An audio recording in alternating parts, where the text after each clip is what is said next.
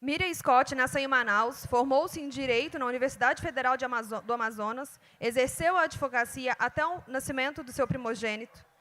Das suas vivências com o filho surgiram crônicas e histórias infantis, momento em que resolveu dedicar-se totalmente à escrita e publicar seus primeiros livros.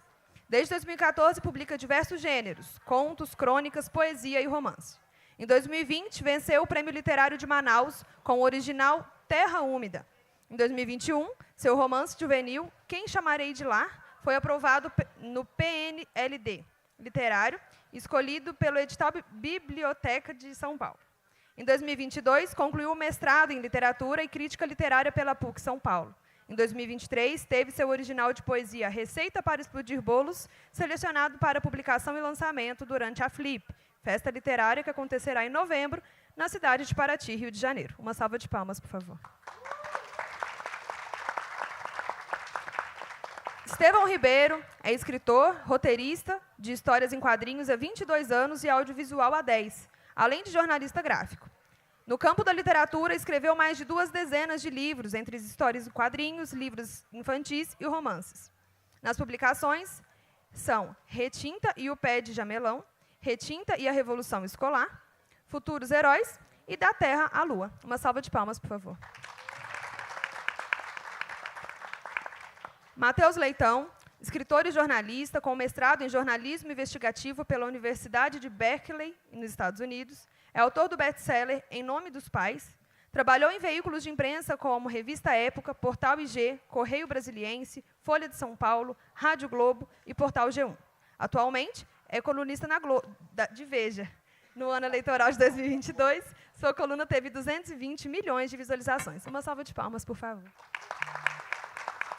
Gostaria de lembrá-los que a gente está sendo transmitido pelo YouTube. E nós temos aí a tradução em Libras. Gostaria de agradecer a Jéssica e a Carla, que são nossos intérpretes de Libras. Uma salva de palmas. E também gostaria de ressaltar a importância da audiodescrição para que a gente possa promover ainda mais a inclusão aqui no nosso festival. E aí vou pedir para que vocês façam a audiodescrição de vocês. Boa tarde, meu nome é Estevão Ribeiro. Eu sou um homem negro, de pele clara, cabelos com dreads até a testa, tenho 140 e tantos quilos, 1,88 m, então dá para fazer pelo IMC aí que eu sou um homem gordo, mas sou bem alto também. Estou trajando uma blusa roxa, de mangas, uma blusa social roxa, uma echarpe vermelha, uma calça de pano, uma calça de algodão branca e chinelas, né? E eu quero passar para Miriam fazer sua audiodescrição. Boa tarde a todos.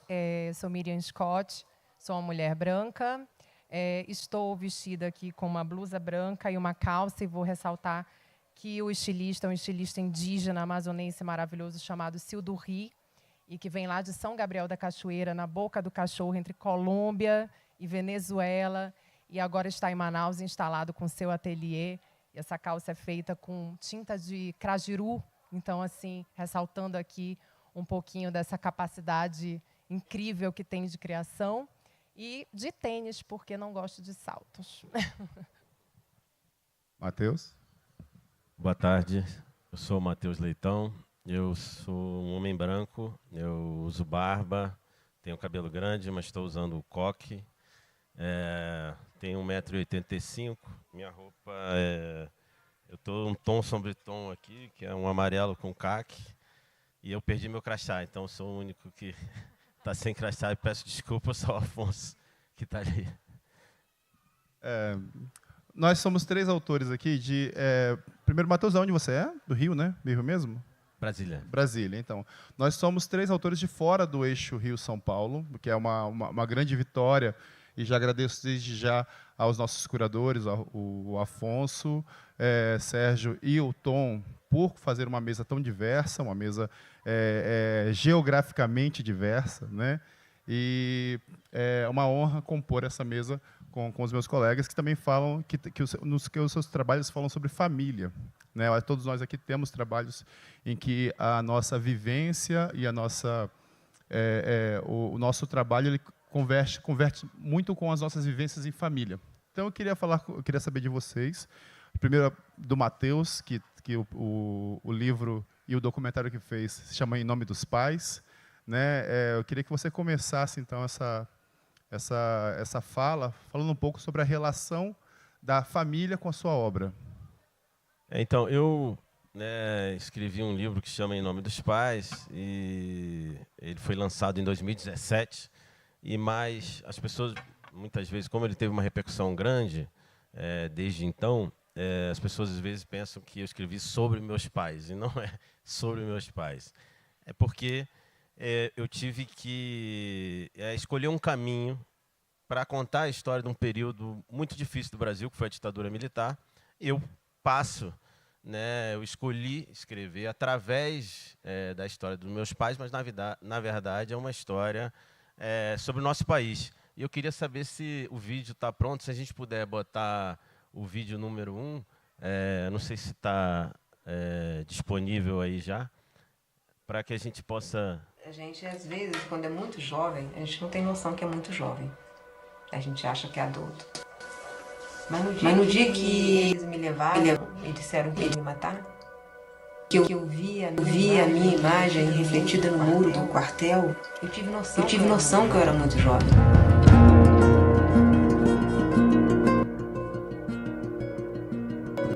Há seis nomes de militares no depoimento da minha mãe e 5 no depoimento do meu pai. O senhor serviu em 1972 no 38º Batalhão? Por isso você reconhece... Essa daqui mesmo. 44 anos depois, estou em busca de todos eles. Acho que ele vai chegar lá. Você vai falar com ele. O senhor assina o depoimento da minha mãe. Mateus? Tá Mateus? Mas o senhor entregou meus pais?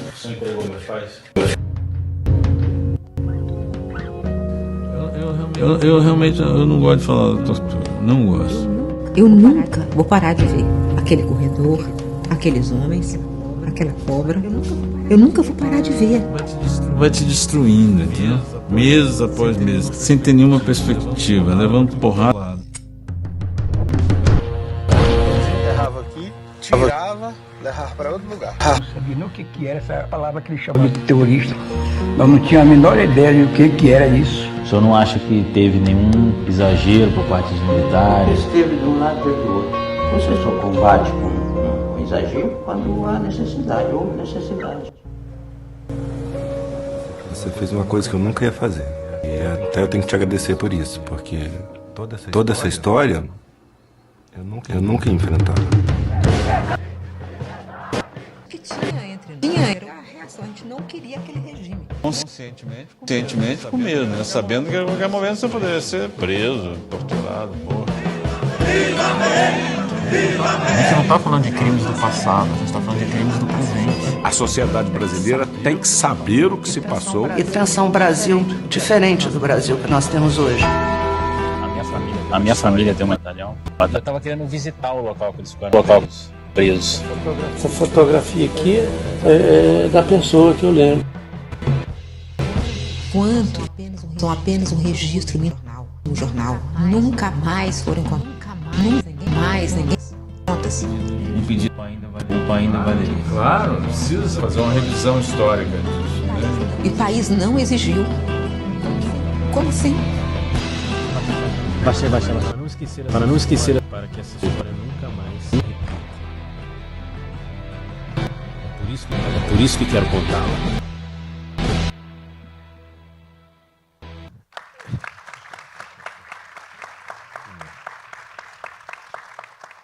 Então, esse livro virou documentário, né? Tá virando um filme também. Mas eu acho que é importante, só para finalizar essa primeira fala, Estevão. Sim, é bom complementar. É Matheus Leitão, filho de Miriam Leitão, né? E deixa claro, assim, aqui falando aqui, paz, etc. Mas sim, né? Mas claro. É o seguinte, a gente tem que... Né, o Brasil tem muitas histórias para serem contadas, essa é a verdade. O Brasil tem muitas histórias a serem contadas, né? E, especialmente pela forma como o Brasil lida com a própria história, né? Que é, muitas vezes, tentar contorná-la, tentar elidir, né, a história, né? Então, nós, escritores, nós temos que, muitas vezes, encontrar caminhos para furar esse bloqueio, um bloqueio, né, das elites, porque essa é a verdade, né? Então, muitas coisas que nós temos feito aqui e temos ouvido aqui são histórias dos negros, né, brasileiros, e a gente sabe, a gente percebe agora que está tomando, né, que está tendo mais visibilidade para a história dos negros, e não é que eles não contassem, é porque essas elites mesmo evitavam com que elas fossem contadas. Então, esses são os caminhos, né, que a gente, como escritor, tem que encontrar. Eu encontrei o caminho de contar uma história que também as pessoas não querem que seja contada. Essa elite não quer que seja contada. Por quê? Porque envolve elas mesmas, que tem a ver, né, com a violência que foi cometida na ditadura militar com inúmeros brasileiros, né? Nós temos mais de 8.000 desaparecidos políticos, são 8.434 desaparecidos políticos brasileiros, contando com os indígenas, e eles estão desaparecidos. Então, tem uma gama enorme de histórias ainda para serem contadas, né, sobre o regime militar. Então, fica esse sentimento, né, de que a história da ditadura, né, tem muita coisa para ser revelada ainda no Brasil. Eu mesmo sei de coisas, estou escrevendo um segundo livro, e a gente percebe a cada hora que a gente encontra, né, cada vez que a gente está apurando uma história, que tem inúmeras histórias aí que a gente pode contar. Passo agora para a Miriam também, para falar um pouco da sua relação. Bom, eu acho que, da mesma forma que o Matheus, eu não tinha a intenção de contar a história da minha família, mas ela foi a faísca que eu precisava para entender a minha própria história, a história do Amazonas, que é uma história muitíssimo pouco contada, inclusive nas nossas escolas. Eu senti falta disso durante a minha vida inteira, porque em um ano escolar apenas, nós tivemos a disciplina História do Amazonas. Então, quando eu fui escrever Terra Úmida, acho que a coisa mais importante que eu ganhei durante a escrita, que foram 3 anos, foi redescobrir o Amazonas. Porque me interessava não apenas ir em busca da história dos judeus marroquinos que chegaram no Amazonas, porque essa eu já sabia boa parte, tendo em vista que a minha família veio de lá. Mas me interessava saber sobre a história dos regatões. Quem eram esses comerciantes dos rios? O que eles faziam? O que eles vendiam? Quem eram essas personagens que eu construí na história que serviam as famílias judaico-marroquinas que vinham lá do interior do Amazonas em busca de alguma melhora? Quem eram essas mulheres caboclas, né, que frequentam a casa de muita gente até hoje? Então, me interessava em busca desse outro Amazonas que eu não conhecia. Eu costumo dizer que, antes do Terra Úmida, eu estava muito urbanizada. Sempre gostei muito de cidade, de urbano, de prédios. Eu nunca me incomodei com isso. Então, eu acho que eu passei muitos anos de costas para o rio. Acho que o Terra Úmida ele me devolveu esse olhar como meio que a poesia, sabe? A poesia, eu acho que eu gosto muito de escrever poesia, porque a poesia nos obriga a olhar as coisas como se fosse a primeira vez eternamente. Senão a gente não enxerga mais a beleza, a gente simplesmente naturaliza. E eu me propus, durante a escrita de Terra Úmida, a olhar a minha terra como se fosse a primeira vez. Então, não me interessava apenas falar sobre família. Me interessava falar sobre essa floresta, sobre esses rios, sobre os indígenas, sobre os ribeirinhos. E eu fui descobrindo tanta coisa incrível que, obviamente, vai vir mais livros sobre isso, porque eu vi que tem um mundo de coisas ainda que precisam ser contadas. Então, eu fico muito feliz que, assim, por causa de uma história familiar, eu possa ter me aprofundado tanto na minha própria cultura. Então, eu me redescobri manauara. E eu acho que a gente passou muito tempo com uma certa síndrome de vira-lata, rejeitando as coisas do Amazonas porque não era bonito. Era feio dizer que gostava de tambaqui. Hoje o Amazonas está muito voltado para se orgulhar da sua comida, da sua regionalidade. Mas até 20, 30 anos, e isso eu me lembro muito quando eu era criança, bonito era dizer que tinha picanha para comer em casa. Não era bonito dizer que a gente comia tambaqui. E hoje o tambaqui é uma iguaria e os restaurantes estão chegando aí no Sudeste fazendo um monte de sucesso. Então, antigamente, eu jamais estaria, de repente, vestindo alguém da minha terra, porque bonito era dizer que você tinha comprado numa grife de São Paulo. Então, eu acho que Terra Úmida me provocou um resgate da minha cultura muito forte, e ainda bem, é um caminho sem volta. Acho que foi por aí, sabe?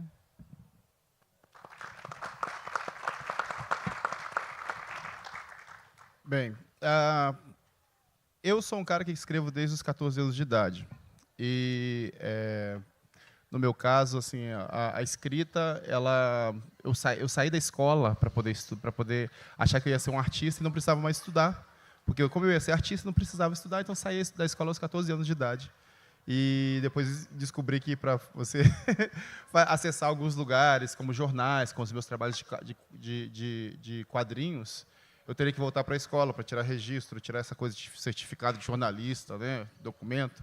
Mas eu tive que voltar para essa vida para estudar. Mas, assim, a história me acompanha desde os 14 anos de idade. Só que eu não tinha esse incentivo, digamos assim, da família. Porque na família você vai, como diz aí o Valadão, né, minha mãe é evangélica, vai vender picolé, vai fazer outra coisa. O que valia a pena era fazer isso, e não se trabalhar com literatura, não fazer artes, não fazer algo assim. Você era tido como um vagabundo, né? Isso porque, infelizmente, é uma forma também. A família tenta te blindar de muita coisa, né? Ela te cerca de algumas coisas e por falta de conhecimento de mundo mesmo. E não é que ela não acredite no seu potencial, mas ela acha que o mundo é cruel demais para você. E aí é isso. Tipo assim, o mundo é cruel demais para você. Vale a pena você sofrer tanto para você fazer o que você quer fazer? Vale a pena sofrer tanto para você ser quem você quer ser? E aí você fica nesse questionamento, e você tem um bocado de pessoas que morrem de depressão aos 50, você tem pessoas que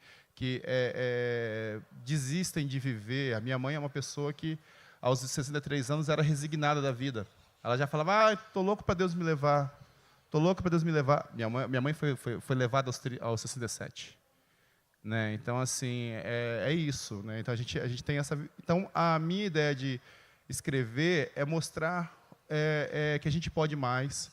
Então, geralmente, a minha família, quando eu escrevia as coisas que eu escrevia, eles falavam, isso não vai dar certo, mas eu escrevia para eles também.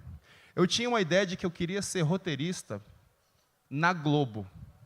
Por quê? Porque a Globo era o único lugar que eles entendiam que seria, deu certo, né? Então, um dia eu fui entrevistado pela Fátima Bernardes, e o pessoal falou, Estevão trabalha na Globo. Eles estavam desse jeito, tinha essa coisa, porque eu apareci na Globo, então Estevão trabalha na Globo. Era esse tipo de informação que chegava para eles. E, assim, o primeiro grande elogio foi de um colega meu que virou dono de uma boca de fumo. E quando eu falava assim, os quadrinhos, ele falava assim, sempre assim, os quadrinhos, Estevão, me sacaneando, né? Os quadrinhos, Estevão. Eu falei, tô fazendo.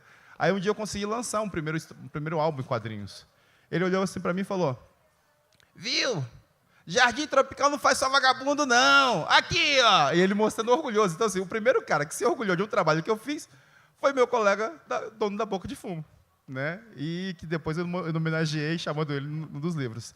E aí, assim, mas a minha relação com a família sempre foi essa. Então, quando eu escrevi O Enquanto Ele Estava Morto, que foi um livro com uma pouquíssima tiragem, fazendo aqui a Márcia Tiburi, né? É um livro que poucas pessoas leram, porque foi feito... Mas, ao contrário, foi um livro bem curtinho, que eu fiz pela Lei de Incentivo de Cultura de Vila Velha. Era um livro que narrava os 9 dias em que eu procurei o cadáver do meu irmão. Eu recebi uma ligação, igual a Márcia, curiosamente. Eu recebi uma ligação, minha irmã falou bem assim, olha, nosso irmão morreu num garimpo na Bahia. E eu passei 9 dias, eu trabalhava no jornal, lembra? Tive que voltar a estudar, tal, não sei o quê, para poder trabalhar no jornal. Eu trabalhava no jornal como jornalista gráfico e fui lá tentando investigar como eu encontraria o meu irmão. Esse livro ele foi feito de uma forma de catarse, né? Eu escrevi ele em um mês e meio, assim. Ele foi publicado, foi minha primeira publicação, né? De fato, um livro. E, atualmente, eu estou reescrevendo ele, porque como ele foi escrito como uma catarse, ele foi escrito como um desabafo, ele ficou muito... xingando todo mundo, e tudo, né? Só mágoa, só dor ali, assim. E aí eu precisei passar, 15 anos dessa história para eu reescrever e transformá-lo num conto. Ele não virou um romance, ele virou um conto que vai estar numa antologia que pretendo publicar mais para frente, né?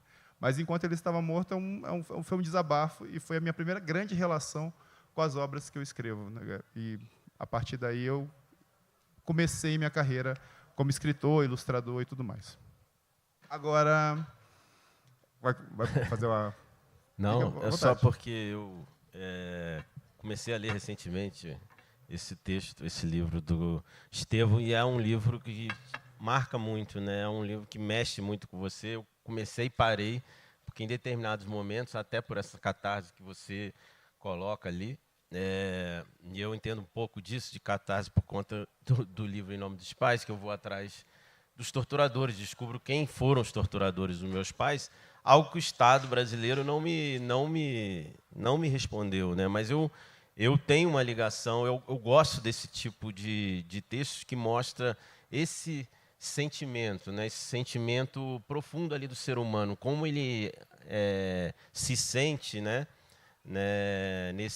No caso, assim, por exemplo, um autojornalismo, porque você está falando dos seus sentimentos, e você também, Miriam, está falando dos seus sentimentos. Eu mandei um PDF pro livro dele quase com um pedido de desculpa. Falei só, desculpa, foi escrito em 2007, entendo o contexto, 3 meses de... Né? Foi algo mais ou menos assim, perdão por ser isso, né? Mas só isso. Mas é um livro que eu, né, até tenho conversado com o Estevão, que eu acho que ele tem que, de fato, republicar, né, fazer um lançamento, porque eu acho que é importantíssimo a gente mexer com esses sentimentos, né, do ser humano. No caso do Em Nome dos Pais, eu acho que o enfrentamento desse tema da ditadura, ele é muito importante. Nós estamos aqui hoje, eu fui convidado para estar aqui por conta dos 60 anos do golpe, né? São 60 anos do golpe militar esse ano, e a gente viu como o Brasil não lidou novamente com esse tema, né?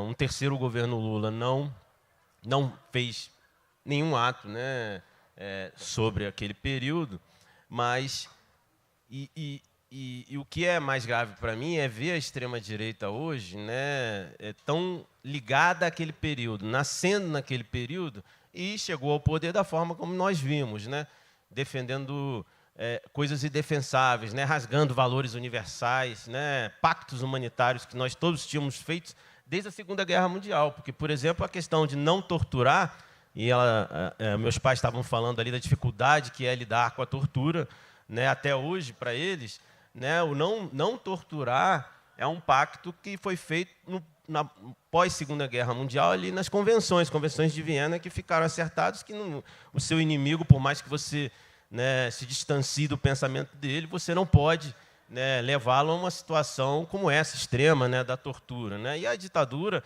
ela tem essa coisa, porque ela é vamos dizer assim, né, eu até anotei aqui, é o máximo do pacto da branquitude, na minha opinião, porque eles vêm, né, se você for pegar, inclusive, e juntar a questão, né, da forma como a ditadura, né, negou tantas coisas para o país, né, tantas coisas, tantas histórias, a pobreza que existia, né, o racismo, porque negavam o racismo naquele momento de uma forma muito clara, né? A gente sabe, percebe isso. Então é por isso que eu falo que existem muitas histórias para ser contadas. Uma delas seria essa, né? Contar a ligação de como o racismo no Brasil ganhou uma nova força no período da ditadura militar. Eu acho, ouvindo vocês dois falarem, pensando na minha própria literatura, isso fica muito claro que não existe o esgotamento do tema, né? Porque às vezes a gente ouve falar, mas de novo uma história sobre determinado assunto, e a gente vê o quanto ainda é necessário falar sobre a questão do racismo, a questão do regionalismo, a questão da ditadura. No momento do agora, parece que tudo voltou à tona novamente. Nos últimos anos, a gente achava que já tínhamos ganhado algumas batalhas, e aí a gente, de repente, se depara com a volta para um retrocesso que ninguém consegue entender como que aconteceu. Quer dizer, no final das contas, a gente até sabe como aconteceu. Então, quando eu penso em ficção, e eu lembro muito do Julian Fuchs, com quem eu sempre faço curso, porque eu adoro os pensamentos dele, ele diz: a gente nem precisa se preocupar com a morte do romance, porque realmente não vai morrer, porque a gente vai ter que continuar contando as histórias para ver se a gente consegue fazer com que as pessoas enxerguem o que elas estão deixando de enxergar no seu dia a dia, porque alguém falou 2 mesas atrás, eu acho, sobre esse poder da ficção, e eu sou uma pessoa que crê muito na ficção. Aliás, a ficção, para mim, hoje é a minha religião, né? Não sei se... Não gosto nem de chamar de religião, porque, para mim, está com um sentido um tanto negativo ultimamente, né? A questão de muita religiosidade, uma filosofia. Então, a literatura é realmente a minha grande filosofia, porque eu ainda acredito que isso tem um poder de transformar pessoas, em pessoas pensantes, sabe? Repense aquilo que você fala. Porque o que está acontecendo, que talvez as pessoas não leiam e não tenham mais tempo de refletir, elas estão falando sem parar para pensar. E vão num automatismo tão absurdo, vivendo os dias, que elas estão simplesmente deixando a vida passar, né? Como se nada estivesse acontecendo à sua volta, fingindo que não vem, os absurdos que acontecem. Então, quando eu leio e quando eu escrevo ficção, também essa necessidade de responder as minhas próprias questões e tentar resgatar pessoas. Assim, eu fico ali brigando no meu Instagram, chamando leitores, divulgando outros autores contemporâneos. Leiam, vamos ler para as crianças. Eu vou às escolas em Manaus, é uma parte do meu trabalho que eu amo, é ir para as escolas e fazer contação de histórias, porque eu acho que a sementinha tem que ser plantada lá, desde lá. Né? Meus filhos são 2 leitores que talvez eu não possa garantir que eles vão continuar lendo, mas a minha parte estou fazendo agora. Né? Então, a gente lê todas as noites histórias das mais diversas. Às vezes eu deixo eles escolherem, outras vezes mamãe tem que fazer a mediação, porque é importante. Então, eu acredito mesmo na literatura, acredito que a família é sempre uma ótima faísca. Eu acho que, para a gente escrever, talvez interessante seja a gente começar com o que nos é próximo, com o que é próximo do nosso ouvido, e isso explode de uma tal maneira que alcança o distante. Quando li com Noah o seu livro, que ele ficou tão apaixonado pela retinta, é uma realidade que ele não é a mesma realidade que a gente vive em Manaus, culturalmente falando, e nem por isso deixou de causar identificação. E eu acho isso tão maravilhoso na literatura, porque não precisa ser igual. Pelo contrário, quanto mais diverso, melhor e mais rico. Então, acho que é por aí. Obrigado. E a retinta, nesse caso aqui, ela nasceu de uma provocação. Eu participava da Feira Internacional de Quadrinhos de BH, e eu sempre tinha quadrinhos que tinham um personagem negro, que fazia parte de um grupo de outros personagens, então tinha alguns trabalhos assim. E teve um dia, e como todos os lugares que a gente vai, assim, feiras de produção literária, feiras de quadrinhos, que são os lugares que eu mais frequentei, você tem mais ou menos assim 400 expositores e 10 pessoas negras. Você tem um número muito reduzido. E nessa feira em questão, a gente parou 3 juntas, 3 pessoas, colocaram 3 pessoas em sequência. E a gente chamou aquilo de Black Alley, né? Porque era o Arts Alley, a gente falou que ali era o gueto, né, do lugar. E a gente fazia muita bagunça e éramos 3 juntos, né? Então, assim, as pessoas olhavam, enquanto um no meio não se destaca, mas 3 pessoas, ou seja, quase que meia fileira de pessoas negras, assim, pessoa cheia de preta, graças a Deus, vinha assim, a galera de BH que vinha, e o pessoal falava: o que você tem? O que você tem aqui? Ah, eu tenho um personagem preto aqui, eu tenho um personagem preto ali. Mas as pessoas não se identificavam, porque não era um material com temática negra, não era um material que alcançava essas pessoas. E aí, 3 meses depois desse evento, em 2018, nasceu a Retinta. Ela nasceu na internet, foi lançado um livro durante a pandemia, esse livro esgotou, e a gente depois começou a fazer um trabalho com os livros infantis, que eu entendi, no meio da pandemia, que precisava voltar um pouco nisso e em como introduzir essa personagem. Eu posso dizer que a gente está falando que o homenageado daqui é o Ziraldo, e esse personagem, ele me puxa uma memória do Pererê e da personagem Boneca, que a gente precisa dizer, antigamente se chamava Boneca de Piche. Então era uma coisa que era muito pejorativa na época. Na época era um apelido. E eu peguei e transformei, eu quis dar uma ressignificada nessa personagem, batizando a minha de Retinta. O nome dela é Renata Tinta da Silva. E quando se fala retinta, ou seja, um negro retinta, é uma pessoa que é muito negra E, no caso dela, ela tem a representação desses personagens infantis, tal como o Ziraldo fazia. Né? Não só o Ziraldo, mas outras pessoas também.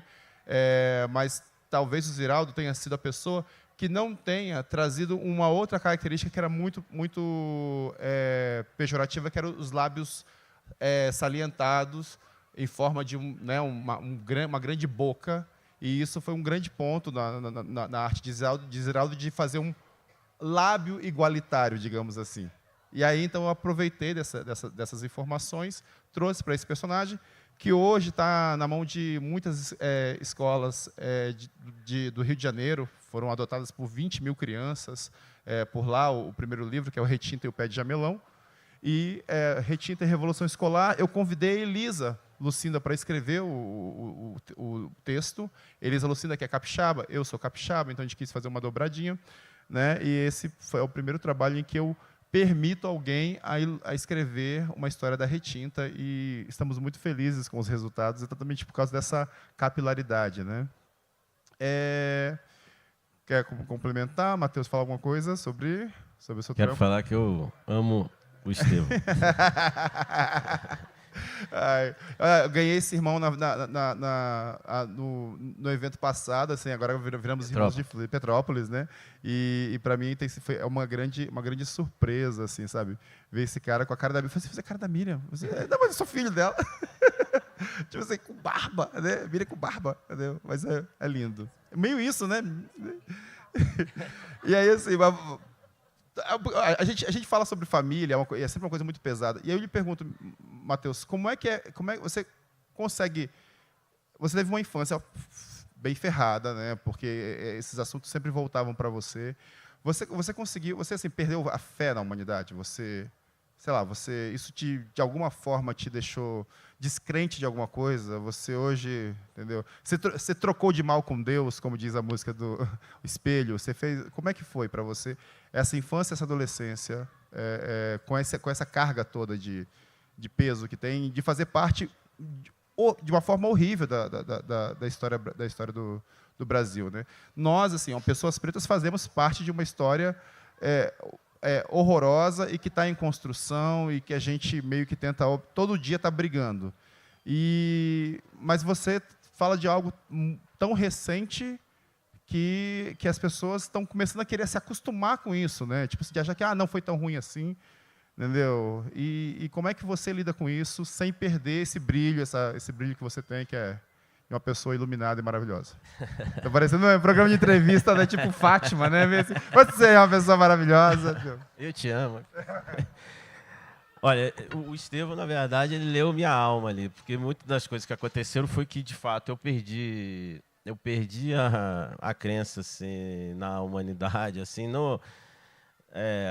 naquela bondade, né, humana que você crê quando você é pequeno, né? Você acredita muito na bondade humana, né? Você acredita muito em Deus. Eu acreditava muito em Deus, mas eu fui perdendo minha fé em alguns processos, né? E a fé na humanidade eu fui perdendo no processo logo que eu descobri todo o horror que meus pais tinham sofrido naquele momento, porque, né, a minha mãe estava grávida, né, aos 19 anos. Né, 19 anos, gente. 19 anos. Nós estamos falando de uma mulher recém-chegada à maioridade. Né? Era uma menina ainda.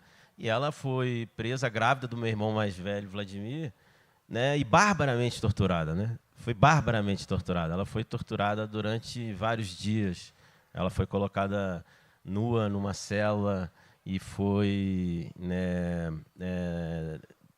durante bastante tempo exposta para vários militares. Eles estavam, né, eles vinham fardados ou não e chegavam e ficavam olhando ela, e depois começaram as ameaças de estupro, né, e a gente, né, eu fui descobrindo isso, né, imaginando tudo que ela passou, né, a dor sofrida por ela. E até o momento, né, eu acho que mais dramático, na hora que ela já está nua, já está muito fragilizada, e entra um desses militares, né, esse militar que eu entrevistei frente a frente, né, eu tive frente a frente com o torturador, né, no processo de escrever o Em Nome dos Pais, e ele coloca uma jiboia na sala, né? E que ela estava, é uma sala que eles conseguiram fazer um blackout, colocando cobertores pretos nas janelas, e colocaram uma jiboia, ela estava pelada, e desligaram a luz. Saíram da sala e desligaram a luz. Então, ela não sabe quanto tempo ela ficou ali. Por isso, eu digo que eu perdi, né, a fé na humanidade quando eu descubro essa história. E, para mim, ficou sempre um questionamento, mas por que ninguém me responde quem são essas pessoas que estavam ali, naquele momento, num quartel do Exército Brasileiro, 38º Batalhão de Infantaria, em Vitória, no Espírito Santo, que o Estevão conhece, é de lá, foi lá que ele escreveu esse livro tão importante. Então, a gente, né, eles estavam ali, eles eram agentes do Estado, né? Na verdade, né, era um prédio público com agentes do Estado, num quartel, né? Os quartéis foram feitos para proteger brasileiros, não para torturar, matar e ocultar cadáver de preso político, que é o que aconteceu de forma bárbara na ditadura, de forma seguida na ditadura, e nada disso foi enfrentado pelo país. O país não enfrentou isso, não respondeu. Então, para mim, foi uma questão, assim, eu era jornalista já, eu era repórter da Folha de São Paulo, eu era repórter de outros jornais, fazia inúmeras reportagens sobre a ditadura, descobri diversas histórias, né? Inclusive onde estava um desaparecido político, Epaminondas, mas esse trabalho que eu fazia me deixava cada vez mais mexido por dentro e ansioso para saber, vem cá, mas quem foram esses que torturaram meus pais, né? Meu pai foi... eu tive relatos de pessoas, né? E as pessoas acham que eu fui escrever em nome dos pais. Mas deve ter sido fácil, né? Eles não queriam me dar entrevista, meus pais. Obviamente que muitos militares que eu cheguei para enfrentar também não queriam dar, mas eles não se sentiam à vontade justamente para falar desse processo tão horrível, né? Meu pai, várias pessoas vieram me dizer, e eu, né, até por essa minha vasta, assim, trabalho em relação à ditadura, né, esse vasto trabalho, eu conversei com muita gente. Tinha gente que viu meu pai. Meu pai ficou 9 meses numa solitária. Isso foi depois da tortura já, né? Depois das torturas bárbaras que ele sofreu durante 5 dias. Ele tem marcas no corpo, enfim, né, assim como outros presos do regime. Mas assim, ele ficou 9 meses numa solitária com a luz ligada, sem janela. Então ele não sabia se era dia ou de noite, né? Então ele foi perdendo, né, a consciência de tudo. Então ele sai de lá muito abalado. Então o meu trabalho foi dar a resposta que o Estado brasileiro, que deveria ter dado, né, dar essa resposta para eles. Quem foram os torturadores de Marcelo e Miriam? E foi um trabalho que demandou muito tempo, foram 13 anos de apuração escrita, né? Mas eu consegui chegar nos nomes, né, e apresentei em nome dos pais quem são esses torturadores, expus os nomes deles, para que não só eles soubessem, mas o Brasil inteiro soubesse.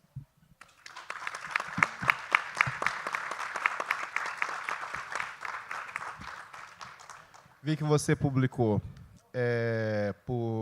pela Penalux, publicou pela Patois, e há sempre uma... A gente sabe como é que é esse processo de publicar por editoras assim. O que você tem? E com isso você teve resultados ótimos, tendo editoras de pouco alcance, que o trabalho é muito mais vem de você, de sua projeção. Como é que você se sente? Como é que você tem conseguido avançar mais na sua ambição de trazer Manaus mais para o eixo Rio-São Paulo? Você tem conseguido fazer... como é que tem sido essa progressão de carreira? Porque você tem conseguido... o PNLD é algo legal, porque vai fazer com que chegue nas mãos de muitas crianças, muitos jovens. Como é que tem sido feito esse trabalho? De romper esses territórios, né? É um trabalho...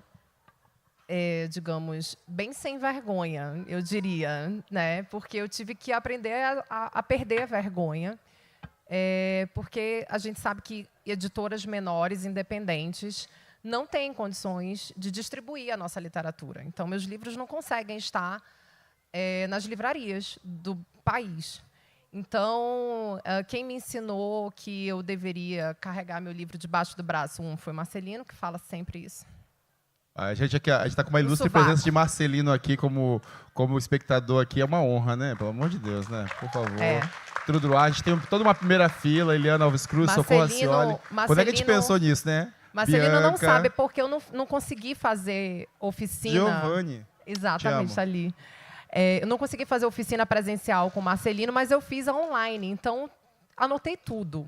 Tá? Quero dizer que eu anotei tudo. E outro professor foi o Tiago Novaes, que num pedaço do curso dele, que era mais longo, dizia: vocês vão ter que aprender a perder a vergonha. Se vocês não divulgarem o livro de vocês, vocês não vão chegar a lugar nenhum. Não esperem que a editora vá fazer isso, porque nenhuma editora, nem a maior de todas, vai fazer isso por vocês. Então, é um trabalho diário mesmo, que não é o que eu mais gosto de fazer, pelo seguinte, porque me tira tempo de criação, né?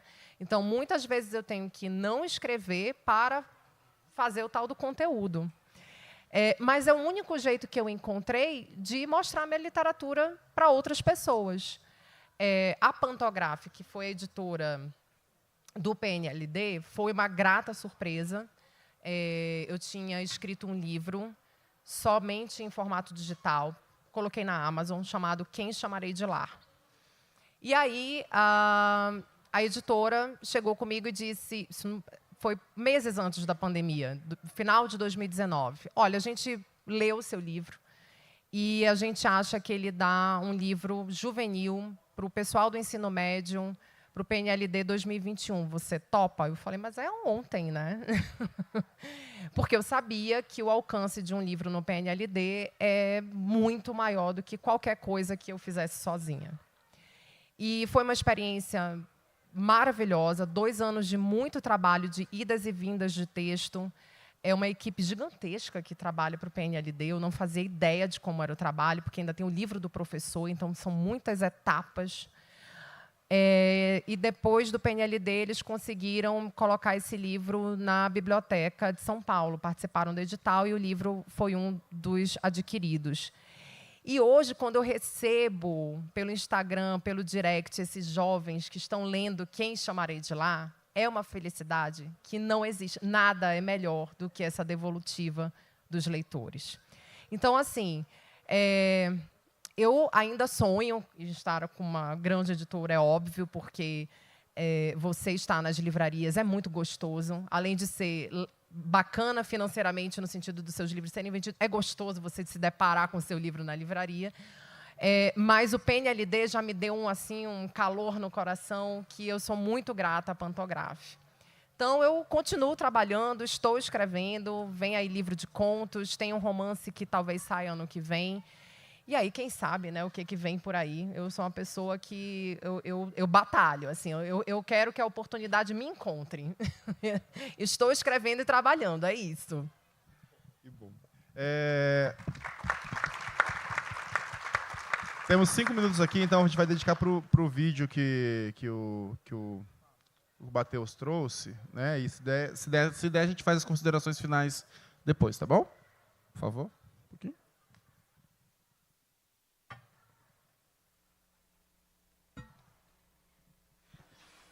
A gente, às vezes, quando é muito jovem, a gente não tem muito jovem. É o segundo vídeo. Aliás, esse outro vídeo, gente, talvez... O pessoal acha que o momento mais difícil que, para mim, foi entrevistar o ex-presidente inominável quando ele fez chacota da tortura que a minha mãe sofreu, né? Eu estava falando aqui da cobra, ele falou para mim, coitada da cobra, na minha frente, numa situação extremamente desagradável, né? E desumana, na minha opinião, porque ele estava falando com um filho, não só com um jornalista ali. Mas, para mim, o mais difícil foi ler no documentário, Em Nome dos Pais, que foi ao ar na HBO, essa carta, né? Essa carta que minha mãe escreve após eu encontrar esse torturador que deixou a cobra lá na sala, porque eu demorei um pouco para responder, para contar a ela, né? Isso vai ser dito ali, e ela me escreveu uma carta, eu tive que ler. Eu mesmo li a carta que ela escreveu sobre o sentimento dela, do filho, estar frente a frente com o torturador. Não, o senhor parece que não tem uma visão crítica do que foi feito ali, de algumas coisas. O senhor não acha que teve nenhum exagero por parte dos militares? Teve de um lado e teve do outro. Não, o senhor parece que não tem uma visão crítica do que foi feito ali, de algumas coisas. O senhor não acha que teve nenhum exagero por parte dos militares? Você só exagera o combate com exagero, quando há necessidade.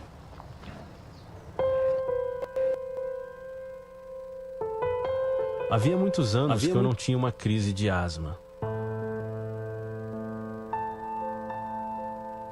3 dias antes daquele encontro, ela voltava a me atacar. A mesma falta de ar da minha infância.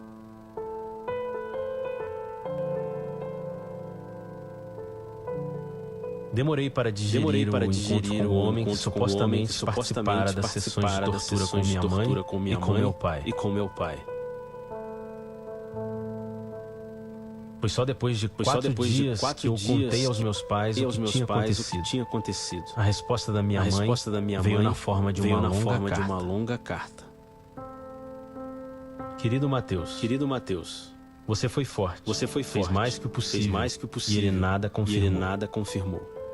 As evidências afloraram. Era compadre de Magalhães, era da equipe do coronel, admite ter estado na casa da morte, mas nega insistentemente que esteve no Espírito Santo naquele dezembro de 1972.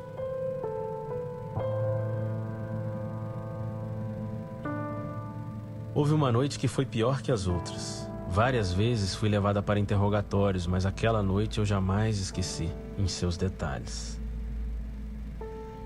Me mandaram tirar a roupa. Eles me faziam perguntas sem parar. Dr. Pablo em tom de deboche, o japonês aos gritos, o meio ruivo de pele vermelha se insinuava. Você é bonitinha, sabia? Agora vira, quero ver a bundinha. Os 3 chegaram perto, me passaram a mão no corpo. Senti meu estômago embrulhar e tive uma ligeira vertigem. Minhas pernas doíam. Eu tremia. Eles continuavam, não paravam, nunca. Foi então que eu senti que odiava, que era capaz de odiar com todas as minhas forças. Eu odiei a ponto de querer matar.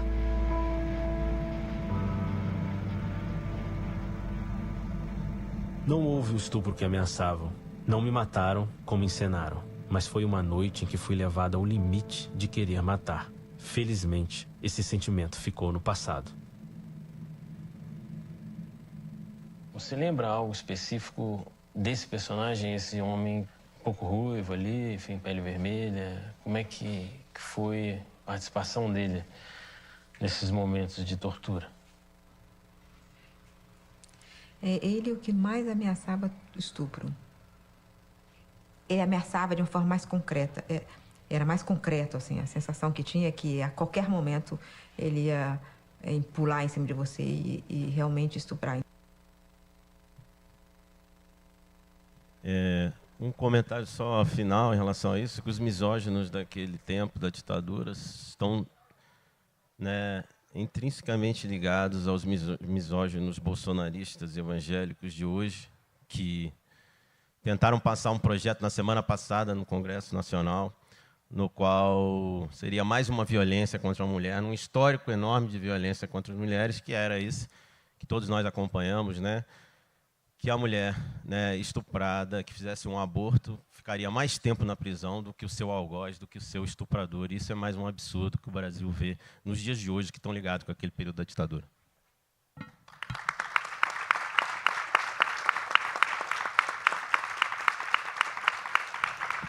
Miriam, consideração final? Eu só tenho muitíssimo a agradecer aos organizadores queridos, por quem eu já chamo de amigos, já estou íntima, tá? Sérgio Abrantes, Afonso Borges e o Tom. A minha nova best friend forever ali, amigas queridas que fiz por aqui, vocês dois. Então, assim, eu estou tão grata que eu falei para o Afonso que eu queria sair daqui e continuar nesse ritmo de Fliarachá o resto da vida, que é muito difícil voltar para a vida real. Não sei como vou voltar para a vida real fora dessa bolha, porque viver nessa bolha é muito bom. Então, eu sou muito, muito grata.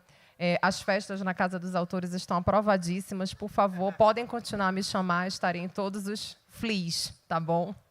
Obrigada, gente.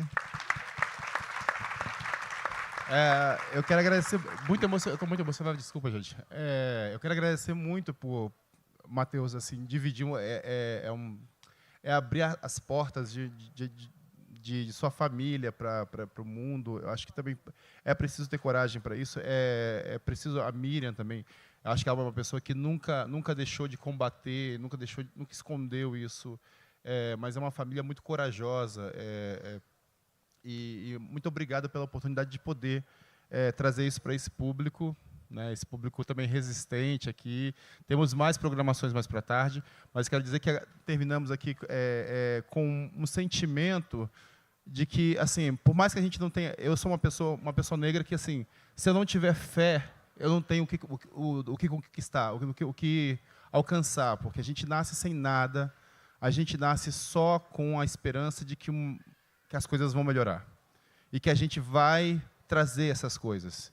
Então, estar aqui hoje é uma forma também de resistência e dizer, as coisas vão melhorar, mas elas vão precisar de vocês também, elas vão precisar de vocês pensando nisso também, junto com a gente e agindo em relação a isso, não se calando em torno das injustiças, colaborando, sendo gentil, sabe, e muito mais, acreditando num Brasil que nós sonhamos como um povo unido e não como um povo revanchista. A gente quer justiça, a gente quer igualdade, a gente quer tudo, mas a gente quer mais, a gente quer resgatar a fé de Matheus. Eu trabalho muito em todos os encontros para resgatar a fé de Matheus, porque é assim também que eu me regenero como pessoa. Gente, é um privilégio estar aqui, viu? Por isso que eu falo que é um privilégio. Agradeço demais a todos, viu? E especialmente a esses dois aqui.